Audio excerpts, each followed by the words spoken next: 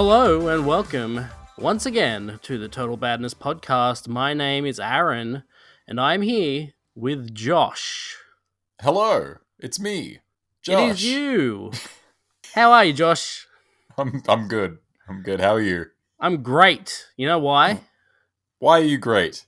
We have a sponsor this week. Do we? Yes. This episode is sponsored by Zencastr. We'll talk about it later. Okay.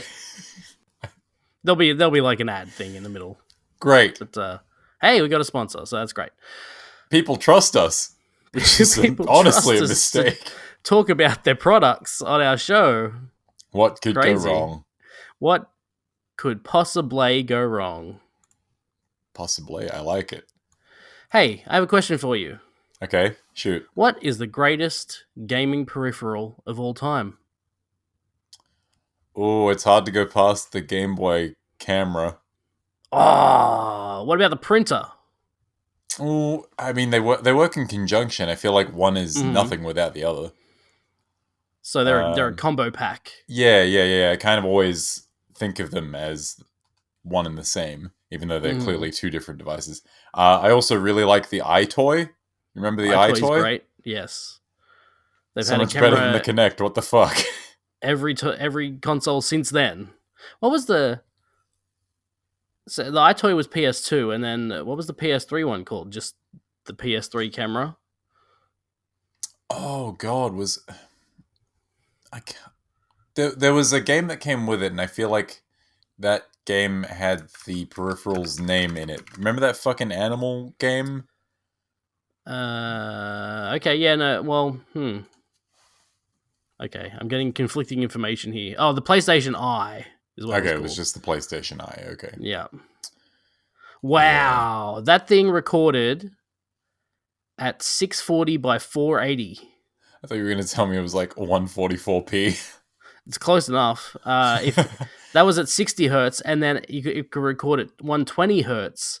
Oh, wow. Then it dropped to 320 by 240. Oh. Holy shit, bro. Now, I feel like you were fishing for a specific answer there. No, I wasn't. You weren't? Okay. I mean, this is what we're going to try out every week. We're going to have a conversation about a specific gaming thing, and I just thought before the show, I was like, what is the best gaming peripheral ever created? Okay, and I haven't thought about it. This was just the question I posed. In terms of greatest, I really do think I've had the most fun with the iToy, but I think the Game Boy printer and camera is such an absurd and stupid thing that I can't be mad about it existing. Okay, now I have to know, because I know that the Game Boy camera was very low res. Yeah, so now I have to see need to know the specs on that. What that is. Game Boy camera. I feel like I know what your answer for this would be. Oh, do you? I feel like really? I feel like I could make a decent guess. Oh, you can make a guess, sure.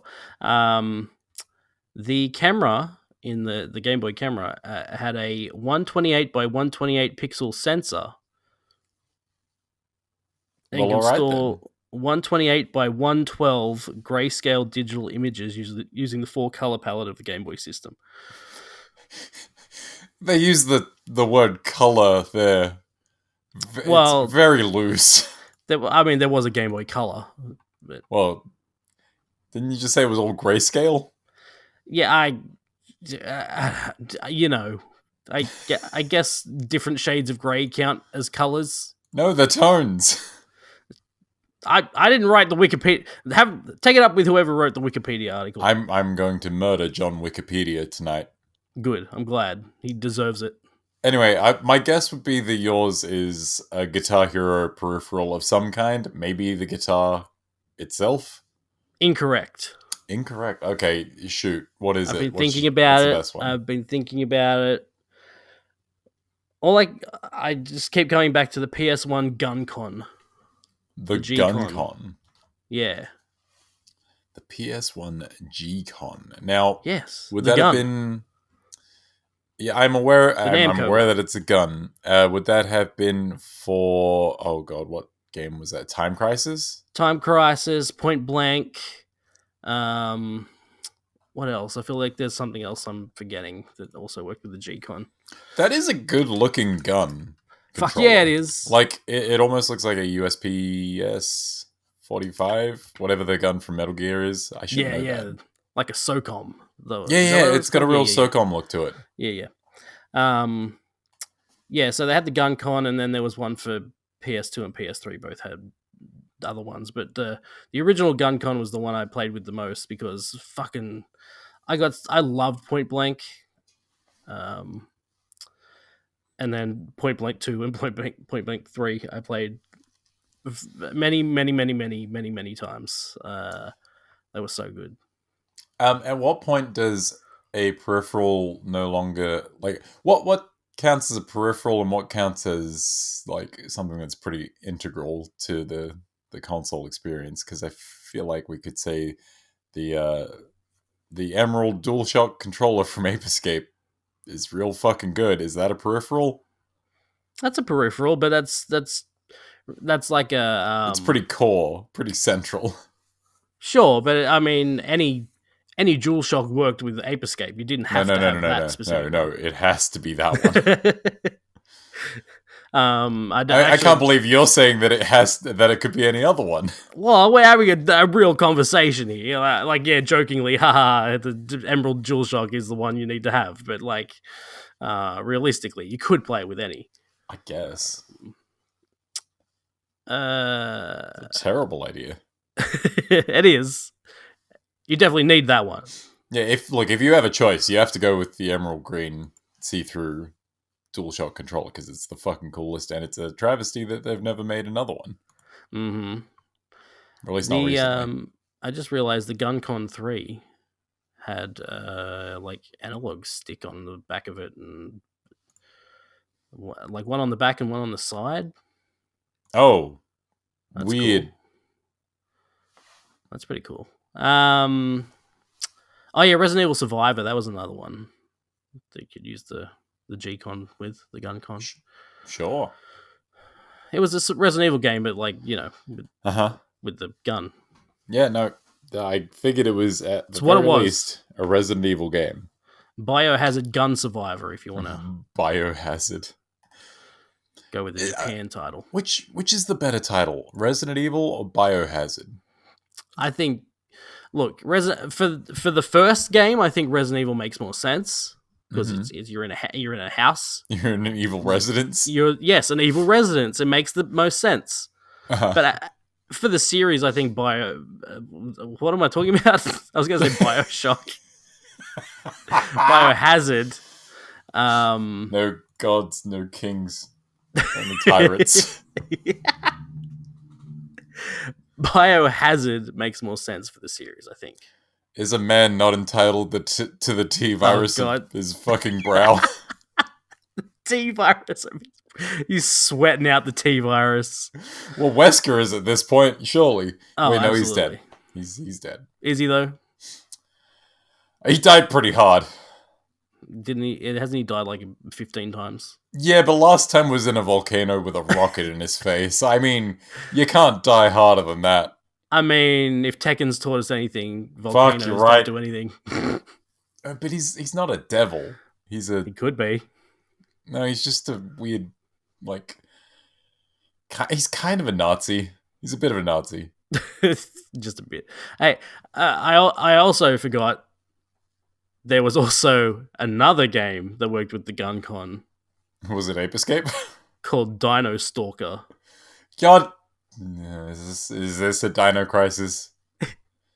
It's an offshoot of the Resident Evil's gun shooter games, but based on the story of Dino Crisis.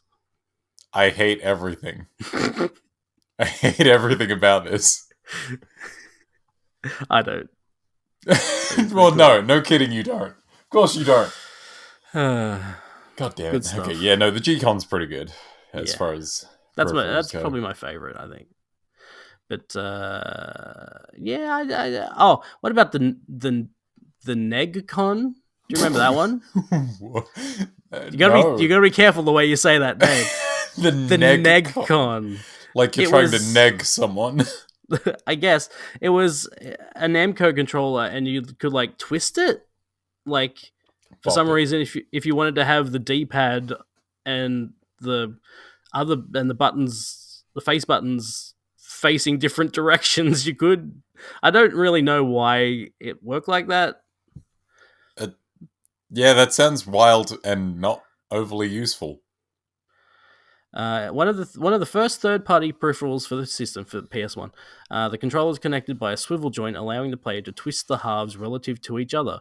The controller also replaces the symbol buttons on the PlayStation controller with two A and B buttons, as well as one and two buttons that allowed for analog control. Okay, am I look? I have to assume I'm looking at the right thing because this is the only image that comes up when I type in Negcon. Hmm. It looks like a fucking toy, Yeah, like well, like like obviously.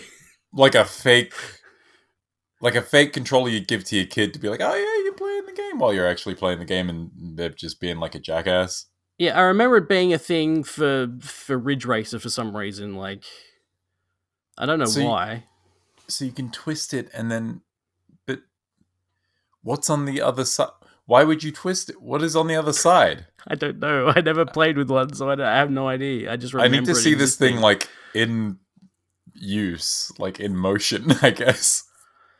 The halves of the Negcon are connected by a large swivel joint, which allows the user to twist both halves relative of each other to allow for precise movements in games. This swivel joint is operated by gears that turn the shafts of two potentiometers within the device. The Oh, central okay. pivot So utilizing a ring gear. so it doesn't change like the layout of the controller. You've always got the buttons on one side and the D-pad on the other. It's just Yeah, it's like for more ergonomic use, I guess. I guess. Wow. I don't Good understand what job, makes that more Namco. ergonomic, but I mean, sure. like, I, it. Yeah, it's hard to quantify exactly what I mean by this, but you ever play a Switch game with the Joy Cons completely out of a thing, just like kind of hanging out at Yeah, different angles? Like, yeah. I can see the appeal to doing it. I'm not sure it would actually be beneficial to have your wrists at jaunty angles, but I'm not Yeah, John Namco. I don't know. it's a strange Sorry, controller. Jin Namco. Jin Namco. Sure. I have no idea. Yeah, I saw it in the shops, and I was like, I don't understand why that's a thing, but and I still don't. So here we are.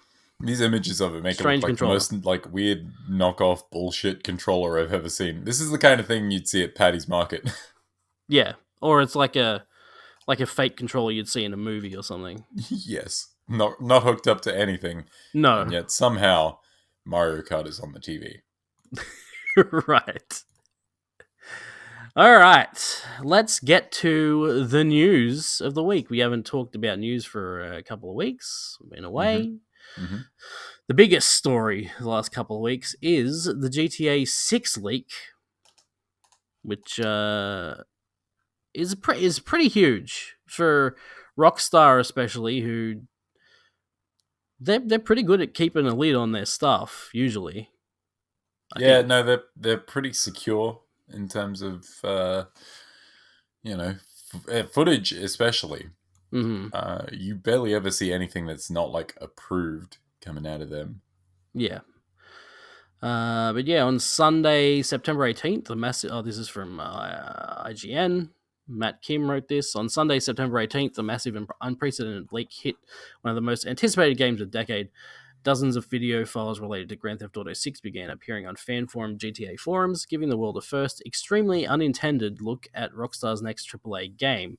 The leak has caused a massive fallout, kickstarting a discussion about leaks within the video game industry and how they affect every level of game development. While the story of the GTA 6 leaks will continue, here's everything. Then they go on to talk about the leak in more detail. But this has sort of brought to light how much people don't understand about how video Game games are made. development. Yes. So many people are just like, this looks like shit. This looks terrible. This is going to be the worst GTA. Blah blah blah. This is literally footage that's like it's dev sort of in development footage, very early alpha footage Yeah, shit's of like untextured or not textured well. There's yeah placeholder assets. Like, Hmm. my favorite thing to come out of this is people talking about how graphics are some of the first things finished in video games, and every dev under the sun being like, "Yo, here's our fucking early bullshit demos of our game, like Control or like Cult just of the fucking Lamb. Cult of the Lamb." Cult of the Lambs is so good because that art is horrifying. I hate it. Yeah, and they've got like they posted about like 4 or 5 different iterations of their art style that they went through. Yeah, that shit Uh, changes so much over the course of production. Uh, yeah, it would be wild to assume that graphics, of all things, are the first thing to be finished. they're Like, one of the last things, if are anything. you stupid? Yes. It's I saw some from, like, Horizon Zero Dawn where they're showing, like, an encounter with the Thunderjaw, and it's basically yes, just polygons. yeah, it just looks like it's made of Lego pieces or something. It's the fucking Polygon Man from the PlayStation 1 ads. Yeah, now we're talking. Yeah, it's crazy how much people don't know about how video games are made, and a lot of that is sort of just because of the way developers and publishers announce their games, Yeah, and I feel like a lot of the fallout with this whole leak situation and the conversation surrounding leaks, a lot of it circles back to there's not a lot of transparency when it comes to making games. right, Um, video publishers games are want very you, secretive. yeah, publishers want you to see the game that they're trying to sell you in the best light possible. They don't want to show you anything too early. They don't want to show you anything too unpolished because if they do, people start reacting like this. Hmm. And people start reacting like this because they don't get the reality of making games. You don't get to Right. see like the shit still in progress a lot of the time. One Which I one think it would company that's be. actually sort of strangely like a company you wouldn't expect to be on the forefront of changing that people's minds is EA. Yeah, Like I'd believe the that. way they've shown like very early skate footage, like the new Hmm. skate. Um, was it? Well, I remember when they announced the Criterion game that didn't happen, but it was like super early and it was going to be you could drive cars and Oh yeah, planes yeah, and yeah, yeah, shit. yeah. They're weird, like the crew, not the crew thing that they were Yes. doing. Yeah. Well, it was before the crew existed, and it was like, Yes. yeah, um, yeah, yeah. Well, I'm thinking, was it like EA have Battlefield or something like done. that? They announced, they showed early footage of that back in the day too. I feel like that's correct. EA does do a lot of that where they. Here's the thing, I kind of wish they'd do more of that because a lot of the time when they announce something but don't have anything to show, they just show a lot of concept art, which is nice. I like Mm. concept art, but Hmm. there's not a whole lot to go on. At least with Oh, stuff like the really early skate footage, you can be like, yeah, that's a video game right there. yeah. Dead Space is another example. The remake, Hmm. which Oh, yeah, it's yeah. And people got weird about it. yes, exactly. It's another example of them showing stuff early and then people not understanding how games are made. Like they were literally just showing off how the audio, what the audio sounded like in this one part, and people were And like, people were "Oh, picking on animations. yes, animations and like that, the textures don't look good or whatever." It's like that's not what they're showing off. Yeah, look, That if will they be want to worked show on. off something, they'll draw attention to it and it will look how they want it to look. If they want to draw Hmm. attention to something else, everything around it's not gonna pop. It's not gonna Right. look the way they want it to. Yeah. People again, people need to understand the realities of game dev, uh, but the actual games industry aren't doing a lot to really make that clear. Yeah. Lest we forget Puddlegate. Oh my god, the fucking Spider-Man puddles. So it became such a meme. They put a puddle sticker in the game. Of course. Of course. Uh, You had to lampshade it at that point. yeah, yeah. It is kind of like a snake eating its own tail. It's like, It's an Ouroboros of secrecy and people being dipshits. yeah, like if you show the game early, people don't understand, and then And people don't understand because you don't show the games early. right. So you don't want to show the games early, and then people keep not understanding. It's a fucking vicious cycle of stupidity. Yeah. Uh, I do also see a lot of like people coming out and being like, "Oh, yeah, leaks aren't fair on the dev team." Which, you know what, fair enough. They should be able to show games in their own time, in their own Yeah. schedule, like the way they want to show that stuff. Mm. But also, I'm not going to get mad at publications for reporting on this stuff because Right. it's more honest to me than the usual regurgitating of press release kind of stuff they do. Yes. So I'm not going to get mad about that. No, I'm not mad about it. I like whatever. Like shit's gonna leak. I guess leaks happen. I feel Um, like the way to sort of minimize the effectiveness of leaks is to be, again, more transparent about yeah, your game's like dev cycle.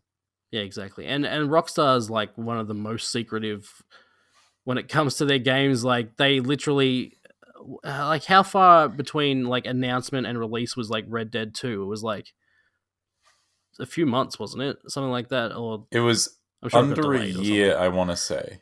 Yeah, right. Like they Like the literally first time we announced saw it. gameplay of that, and then like by the time we had it in our hands, I feel like that was under a year. Yeah, like they announce the games and then they show a trailer of what the game looks like, and then you'll see some gameplay between then and release, and then it's out, and that's just how they do shit. Yeah, and they've always done it like very separate to everything else. They don't do like the trade show stuff usually, and Right? they don't Yeah. really No. go into uh companies like streaming presentations except for, hey, we've got another version of GTA 5 available, give us your money. Hmm. So back to the leaks. There were 90 clips. I don't know if they were all posted to the GTA forums, but the the hacker, whoever it was, definitely showed all of the assets, like a screenshot of all the assets that he had. Yep. And yeah, I mean, it confirms that it's going to take place in Vice City, and Woo! there will be two protagonists, a male and a female, like a Bonnie and Clyde situation, which it was rumored a while ago as well. And I'm sure And people are having a real normal one about that. you know, I look, people found people have already found out who the actor and actress are, like the models for those Oh, okay. game for the models in the game, and yeah, uh, Do I want to know? no, probably not.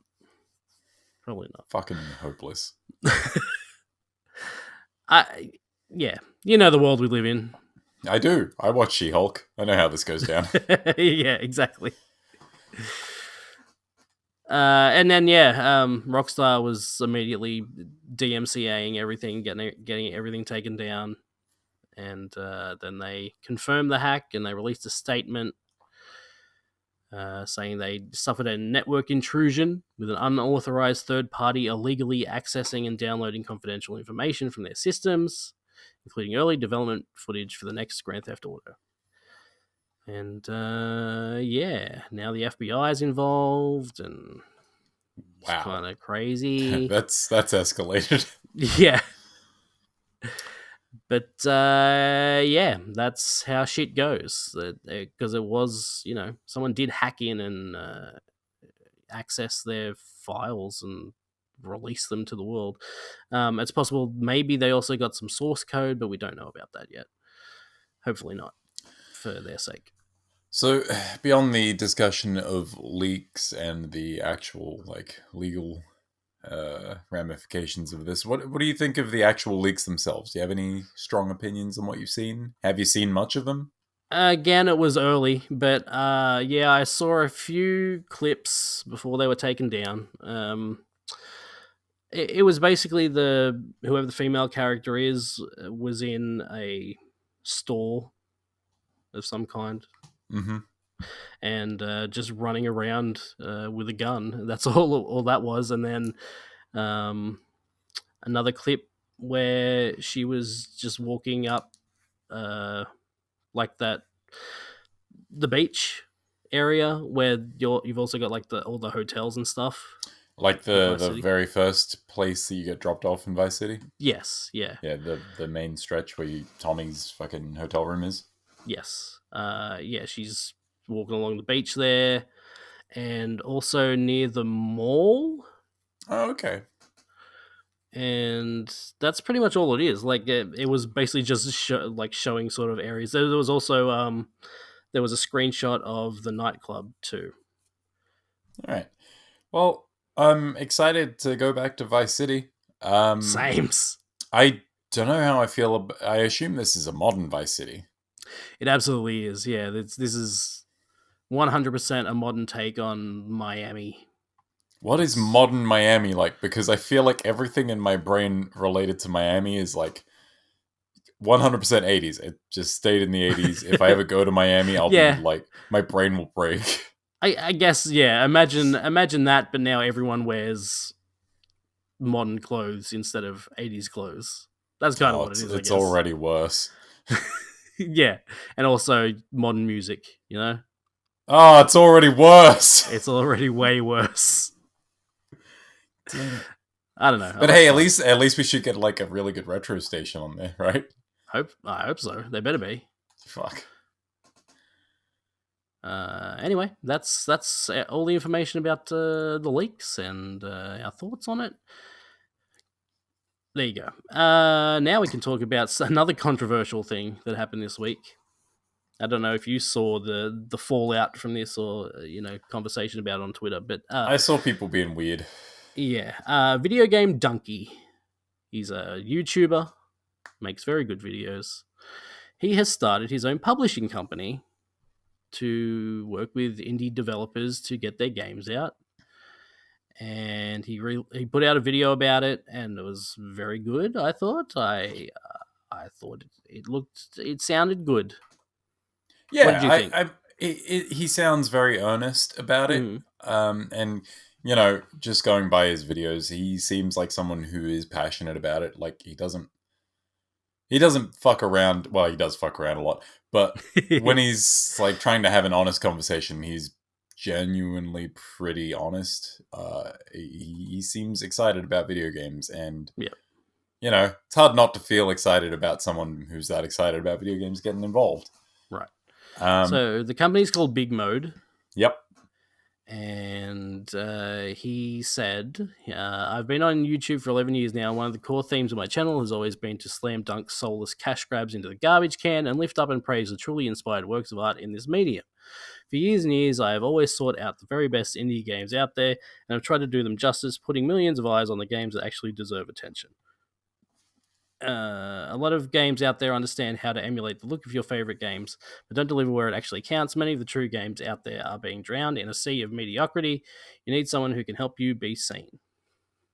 Um, so that's essentially what he wants to do. He wants to just get more eyes on indie games that he thinks deserve to be seen, and publish them.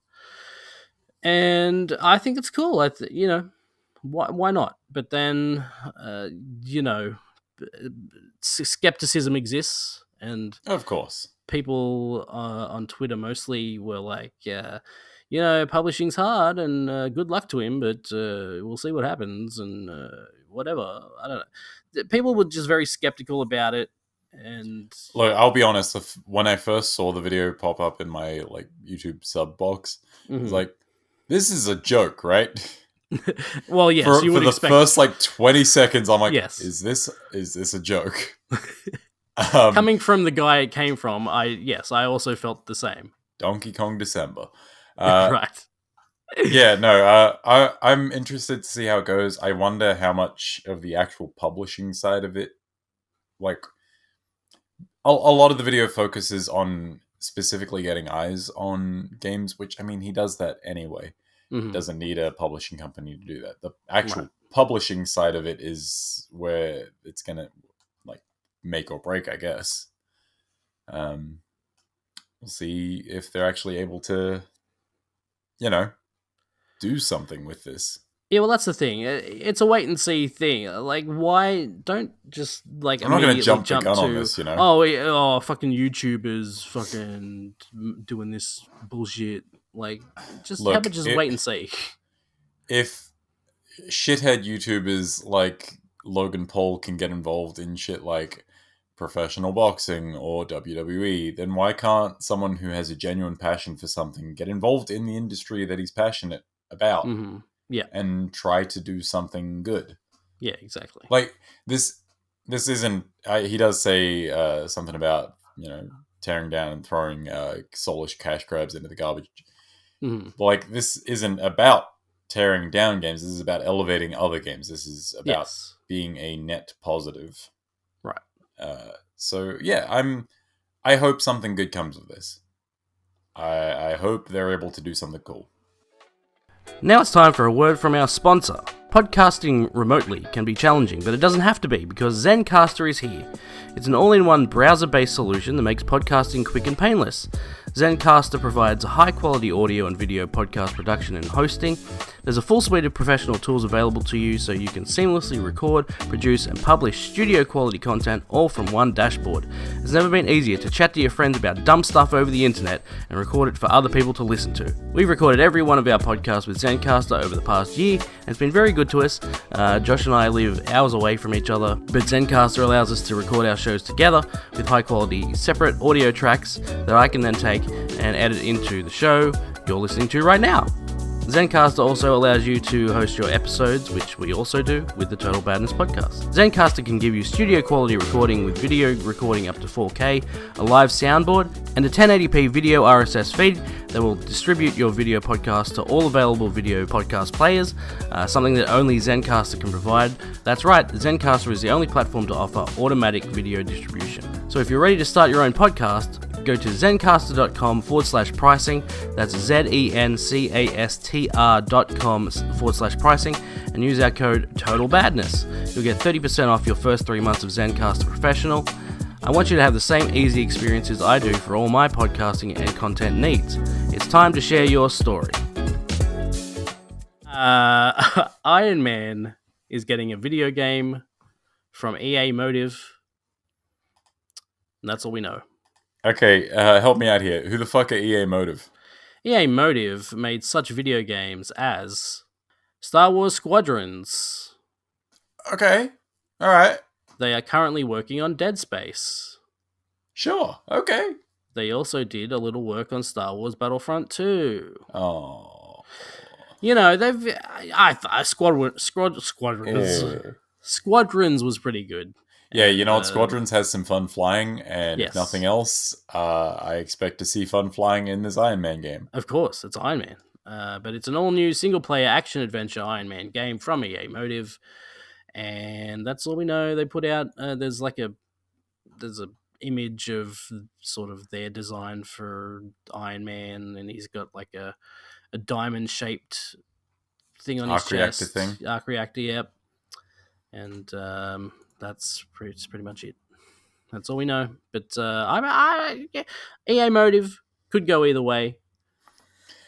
They're good at making flying things. There's been a what's the word I'm looking for? Is it okay? There has been a dearth of superhero video games, like tie-in games, up until like Spider-Man came out, and then we had Spider-Man and Marvel's Avengers, and I feel like that's been it recently. Guardians of the Galaxy. And Guardians of the Galaxy. Okay, so up until recently, there's been a dearth in superhero video games. We had Batman for the longest time, then nothing, and then Marvel's kind of come back into the picture. I think tie-in Marvel hero video games, it's good to see them back. I missed tie-in games for a long time there. Let me tell you about a little game called Marvel Snap, all right? Tell me about Marvel Snap. It's pretty cool. Oh, okay. I like it. I played a decent amount of it, and yeah, it's cool. I just like collecting the cards, really. I mean, the gameplay's fine. It's a card game. It has some neat card art. Yes, and the cool thing about it is that you upgrade the cards, so they start out as just like flat cards, and then you upgrade it, and then it becomes what do they call it, like a breakout, I think, a breakout card. So the character is actually like coming out of the card, so you're not. Oh, like a 3D effect, or like. Well, they're not confined to the the card. They're Oh, sort okay. of They're like popping out of the image popping out of and it. out of the frame. Yes, and Cool. then you can. The next upgrade is the 3D one, which makes it 3D look 3D when you move the card around. Neat. That stuff's And cool. Kazar's there. Yes, he is. You showed me a screenshot of your collection. The first thing I was like, "Fucking Kazar, hell yeah!" It's my goddamn Kazar in the Savage Land movie. There are some deep cuts from what I've played so far, and yeah, it's a fun card game. But yes, I'm glad that there are some decent tie-in games again. Hopefully, this is better than the Sega Iron Man games. And hopefully it knows when to stop, unlike the Guardians of the Galaxy game. Oh god, yeah, I hope so. That's man, that game would have been so much better. That game's really good up until a point, and then it just gets like really, really boring. I was like, yeah, I'm almost at the end, and then it's like, no, you're not. And then like 6 hours later, you're like, I'm almost at the end. God, and then another 2 hours pass, and you're finally sitting in the credits, and then they go, whoop, final boss fight. Jesus Christ. Yeah, it didn't end, and then it really should have a long time ago. Anyway, yes, I agree with you that yes, I do like all of these new tie-in games, especially Marvel ones. Which, and if they can keep the quality up, like, yeah, hell yeah. I mean, we've still got Arkham Knights on the way. Gotham Knights, Gotham Knights, yeah, Gotham Knights, and we got Suicide Squad next year. That's right. So superhero games on the horizon. And fucking Midnight Suns. Yeah, Midnight Suns. Oh, that's out soon, isn't it? October? November? It might be. It might not be. Midnight Suns. I feel like that got a weird delay recently. It did, but it was only for like a week. Only for like a few weeks or something. Oh, okay. Well, wait. This is just saying. I put Midnight Suns release date, and you know how it has on Google. Like people also ask. The top question is Marvel's Midnight Suns out yet? You know what? That's a good question. It's out December 2nd. Okay, so it got delayed by like a month and a half. Yeah. Anyway, that's cool. Now, let's talk about some fuckery. I am a fan of some fuckery. Oh, good, because there is some fuckery this week, my friend. There are at least 3 fucks in this fucking Google Doc. The first is Twitch. Twitch has been on a roll lately, in a bad way. Their latest fuckery is that they are they're lowering the cut, the revenue split for their higher earning streamers. Okay, so tell me what the previous revenue split was, and then tell me what it is now. So most streamers on Twitch have a 50-50 split. Okay, straight. That makes sense. The higher earning ones, like your Valkyries, I guess. Possibly. I don't know. I don't know the names of any of these streamers. XQC, he's one, right? He's like a big one at the moment. I don't know, man. I just say the names of the ones that show up in like YouTube shorts that I sometimes click on and be like, who the fuck is this? He's one of them gambling ones, I think. So he's probably... Isn't there a thing with gambling on Twitch as well? They've gotten rid of gambling now because of a whole thing that happened with... there was a streamer that borrowed a shit ton of money from other streamers and from their viewers. Ooh. And that sounds like a great idea. Using it for gambling, with the intention supposedly of giving it back, and then he didn't give any of it back. Fucking sick. So, yes, gambling, at least for the big companies like Stake. Stake is like the biggest sort of gambling crypto company on Twitch. Well, they were, because they're not on there anymore. But there's like 3 big ones that that you can't work with on Twitch anymore. Yep. But they're still allowing sports betting and things like that. Well, you know what? Cutting down on gambling in any form on Twitch, not the worst idea. No, it's very good. And if they want to keep going and get rid of all the sports betting and stuff too, that'd be great too. Yeah, anyway, back to the fuckery. Back to that's still some fuckery, but this is other fuckery. Yes, so the higher earning streamers were getting 70-30 split, so the streamers were getting 70% of the earnings, and Twitch was getting 30. Now, also mentioned on this, YouTube has a 70-30 split for everyone. Yep. So when Twitch announced that they were going to be changing their revenue split, people assumed everyone was going to start getting 70-30. They assumed it was going to be the good one. Right. Everyone got their hopes up. But then they were like, no, everyone's going to get 50-50 from now on. No, even in the fact, biggest it's worse streamers. than you expected. And not only that, but they're going to also start asking streamers to show more ads during their streams. No.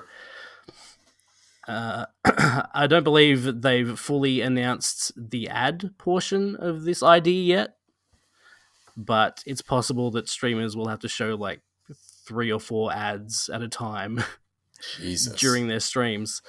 And there's a lot of streamers that have been saying, look, if that happens, I'm just going to fucking leave and go somewhere else, go to YouTube or whatever.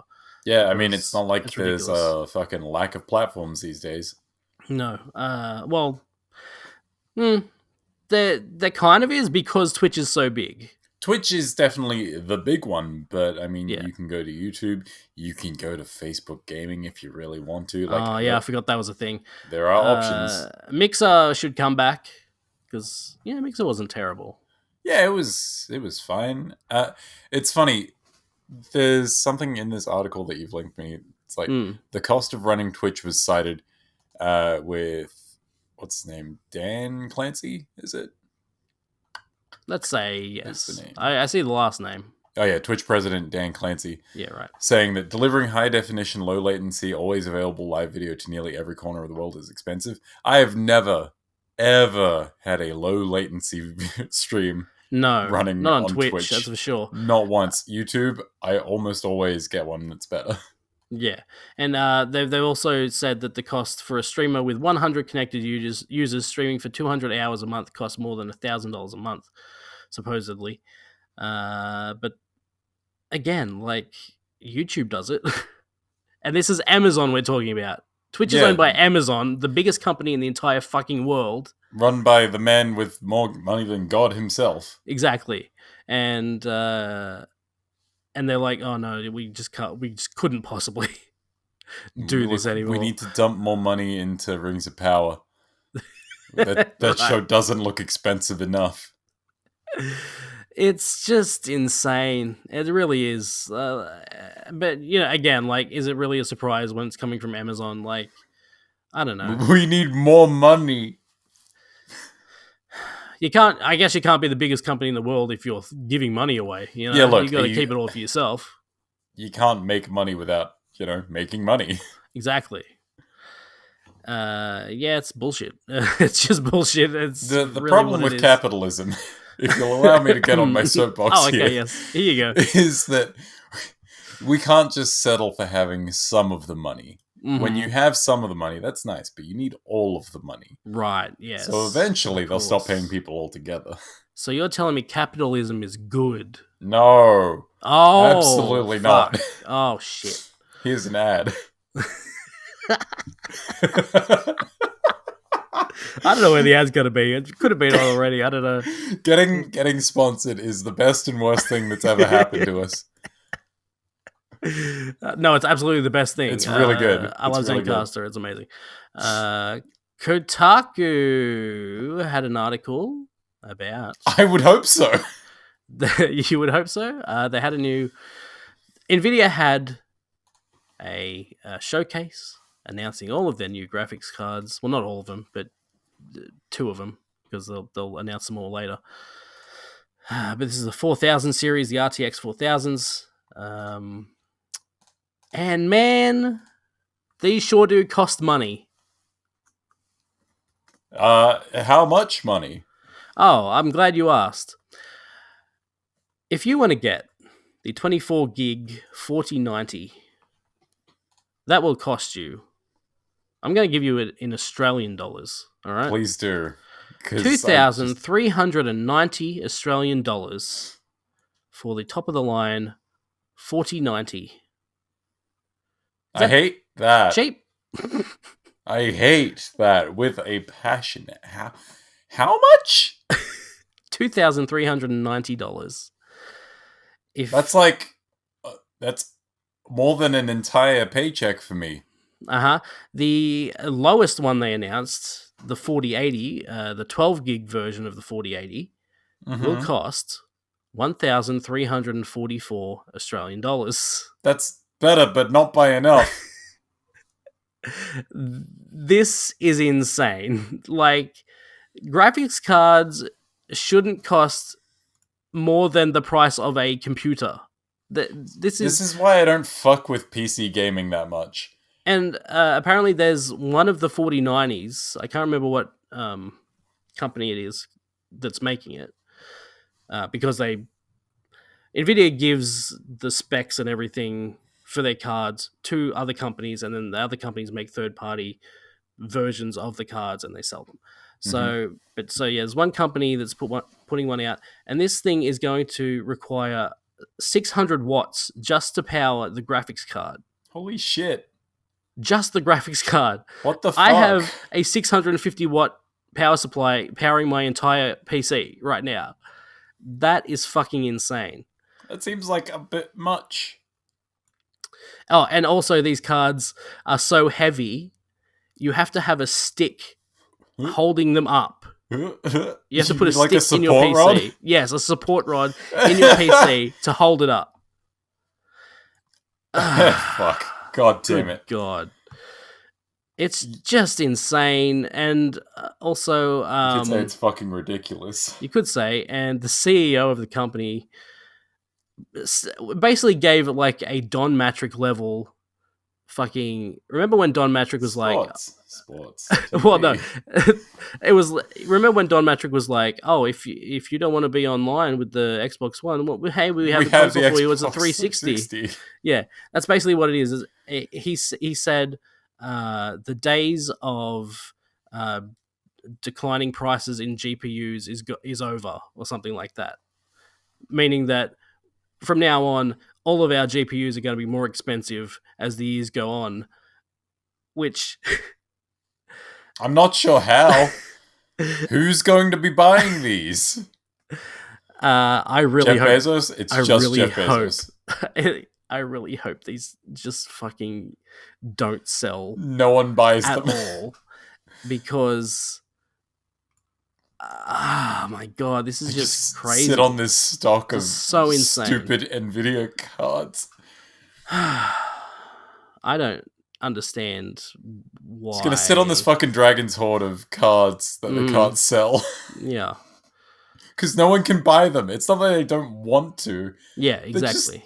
Stupid expensive. And also you have to buy a rod to support them. And also you have to buy an extra power supply. Who thought this was a good idea? I don't know, but I have seen PC nothing... gaming's gone too far. It absolutely has. I've seen nothing but backlash against this. I haven't seen anyone saying this is a great idea, that these are so expensive. Every comment I've seen about this is, hey, we've had a good run in Nvidia. I'm going to be going AMD from now on. But thanks for all the fish. Also, AMD are announcing their new cards in November, I believe. This is an easy slam dunk for them. All they have to do is not go above fucking $2,000. Pretty much, yeah. So yeah, this is Nvidia, AMD's turn, AMD's opportunity to, fucking turn the market.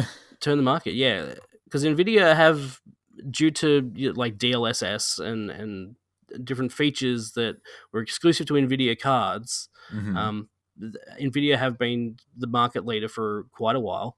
Right. But if AMD can, like AMD's sort of DLSS competitor thing that they have, which I can't remember the name of, but it works really well. Like I've used it in Deathloop, the PC version, this week. I played some, Yep. and it looks fucking great. Like, and it runs well, and if if the new cards are cheap enough, maybe they can gain some of that market share back. And talking about things that aren't going to sell well, Logitech have finally announced their handheld gaming console. This is a cloud gaming console, Right. specifically made to run games from the cloud. It has apps for Xbox streaming and a bunch of other ones like Nvidia GeForce Now and things like that. But it also runs Android, so you can play Android games natively on it if you want to. Okay. This thing, they've created it in partnership with Tencent. Of course, because Tencent's in fucking everything. Yes. But before this came out, they announced it, that they were making it, and I was like, that thing needs to be like $100 or it's not going to sell. Yep. You agreed. Yep. You were like, they can't go over like 150. Like, this doesn't really seem like maximum. That good of a deal unless you're getting it for dirt cheap. Right. They announced this thing at $349 US. Oh, Christ. Oh, God. Does that work out to be like close to 500 Australian? Yeah, it's got to be at least. What the fuck? For something that is made to run games in the cloud. Like, it's got nothing in it. It has basically nothing in it except for so it has 4 gig of RAM. And a Snapdragon 720G, which is an older Qualcomm processor. Right. It also only has 64 gig of storage, because why do you need storage when you're just running things from the cloud? Of course. It's... What am I buying? Crazy. Nothing. You're buying literally a screen with some buttons and a device that can run some older Android games. Could I not just buy like a controller peripheral for my Android phone and stream games onto that? You absolutely can do that. Yes. Would that not be just as good? Absolutely. You can absolutely do that. You can get a Backbone controller. I think they're only for iPhones though, but you can get other similar ones for Android phones. Yeah, sure. And how much do you think that I could get that for and get my phone running, let's say I wanted to play Destiny 2 on my phone? Let's see. What a Android...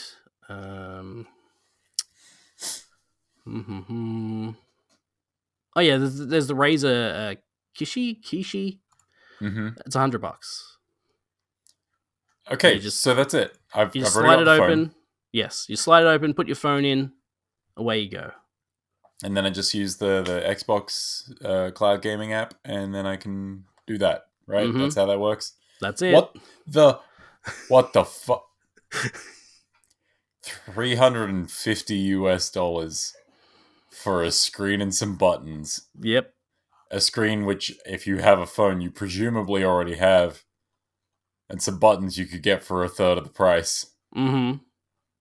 Yep. Who the fuck is... Exactly. No one is buying this. That's before you even ask the question, no one is buying this. Look, I know that this is like cloud gaming, but just go buy like a Switch or the fucking Steam Deck if you want a handheld device. Yeah, that's the thing too. This is $50 away from a Steam Deck. You pay another $50, you get a Steam Deck. Just get a Steam Deck. At least you can play Bloodborne on that, and and it's $50 more than a Switch. What? No, sorry, that last sentence just registered with me. It's $50 less than a Steam Deck, but $50 more than a Switch. Uh I hate everything. Who the huh. It's only available in the US and Canada for now. Good. And it can stay there. Yeah. Enjoy not selling any of them in US and Canada. Look, it has to fail, surely. This Like, is the only people I can see buying this are the weird tech collectors who have like an Ouya right. or a fucking what was the Google thing that sucks and also does cloud gaming? Stadia. Stadia, yeah, the people who have a fucking Stadia. This is Right. for those people. I mean, Stadia was just a controller, wasn't it? Probably, I don't fucking know because it was dumb. It's dead, right? Stadia is dead, right? Stadia is still alive. It's still alive No. and kicking. Oh, they Sure. love Stadia. I don't know all if it's the kids kicking. love Stadia. It might be alive, but it is not kicking. All the kids love Stadia. It's on They life can't stop support. talking about it. Oh, Stadia. What? Hey, what's new Stadia game do you have? Oh, let me tell you. Was it Mortal Kombat 11, but with terrible lag? I play Trig Infinite. Did you just Google a Stadia game? Yes. The fuck is Trig Infinite? Sorry, try 6 Infinite. Their font was a bad choice.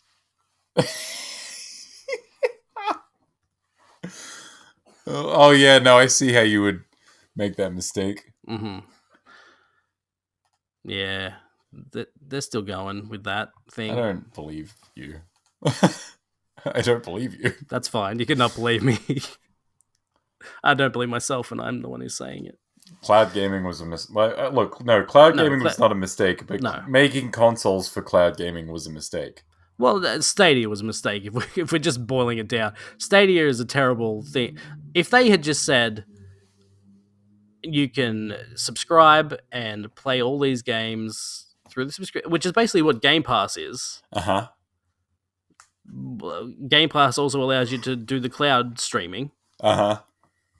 But instead they were like, no, you buy games. Yep.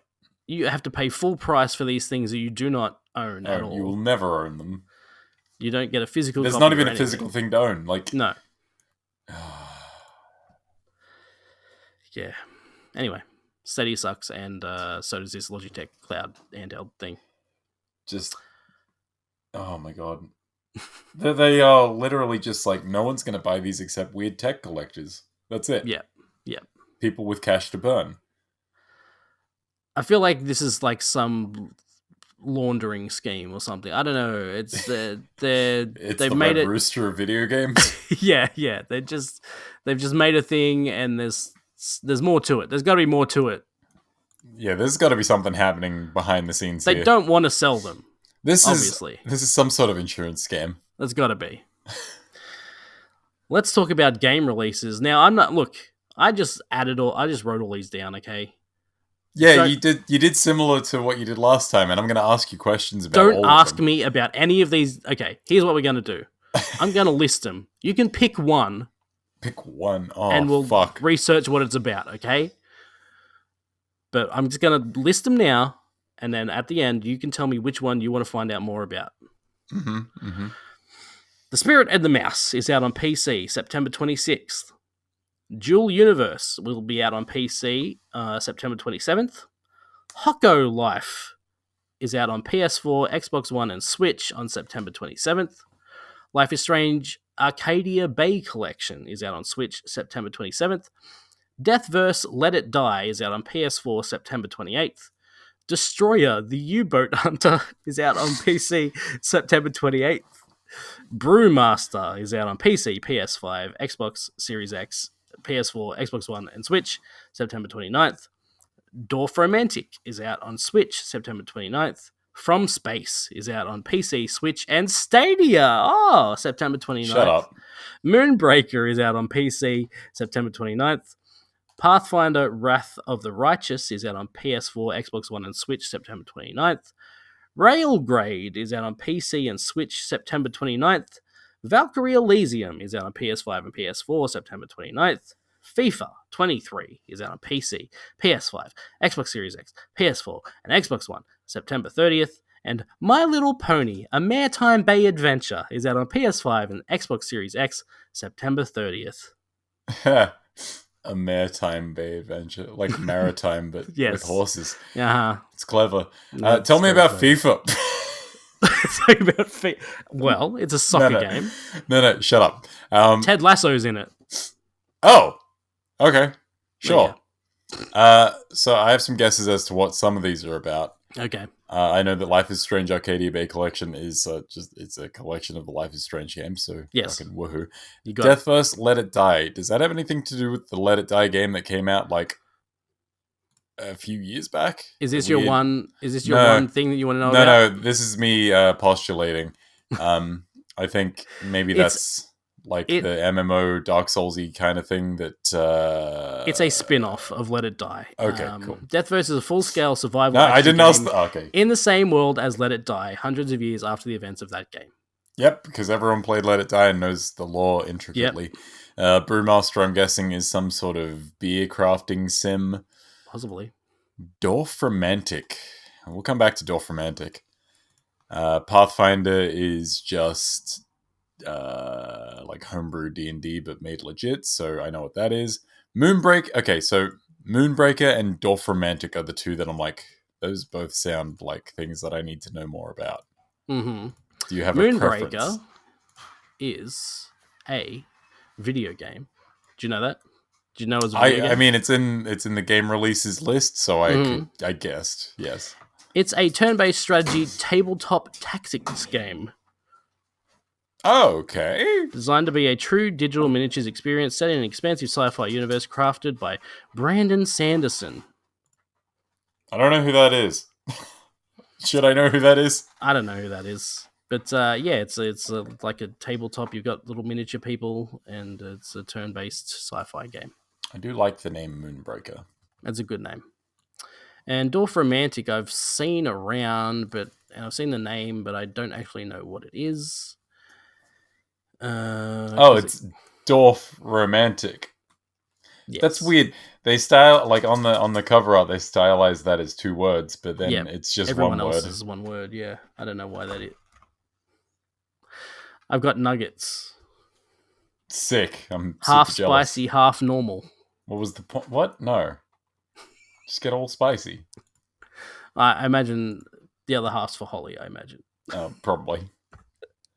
Oh, spicy mayo sauce. Thanks, love. So, Dorfromantic is a peaceful building strategy and puzzle game where you create a beautiful and ever-growing village landscape by placing tiles. Mm-hmm. Okay. Yep. I mean, it's got a kind of nice like art style to it. It looks charming. Yeah. I like, in the trailer it says, explore colorful biomes, and as it says that, it goes completely grayscale. Such color. But like the rest of it is quite nice and colorful. Like it's nice soft pastels and shit. Mm. Yeah. All right. The movie releases for this week, we have one. It's Smile, which is out on September 29th. This... Wasn't there a movie... I hate every poster I'm seeing of this. The weird, creepy smile? Well, there's like shots of a woman smiling, and it's just kind of unnerving. But then there's a poster with a mouth with a wide open smile, and inside that wide open smile is another wide open smile, and another one, and another one, and I fucking hate it. So, when I first saw this movie, I was like, didn't this come out already? And it's because there was a movie called Truth or Dare that came out in 2020, which had the same sort of thing. Like, had people got like this creepy smile. Oh, 2018 it came out. Wait, what? Okay, hang on. The premise: after witnessing a bizarre traumatic involving a patient, Dr. Rose Cotter starts experiencing frightening occurrences that she can't explain. As an overwhelming terror begins taking over her life, Rose must confront her troubling past in order to survive and escape her horrifying new reality. None of that tells me anything about the smiling.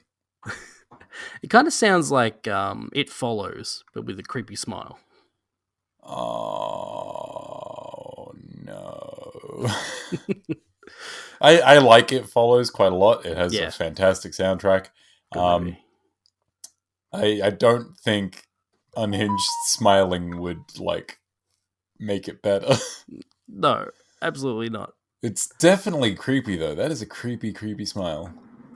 Yeah, well, Truth or Dare had like a similar thing. It was like The fuck is truth people or walked dare? around with it. Yeah, so with Truth or Dare, a harmless game of Truth or Dare among friends turns deadly when someone or something begins to punish those who tell a lie or refuse the dare. And then, yeah, if they like lie or refuse the dare, then they get possessed by like a creepy smiley face. Okay, so this would have been like in the vein of those fucking Ouija movies, I Yeah, I guess. guess. Yeah, sure. I don't know, man. People should stop fucking around with demons. Stop Just putting cut it creepy out. smiles in your movies. Yeah, yeah.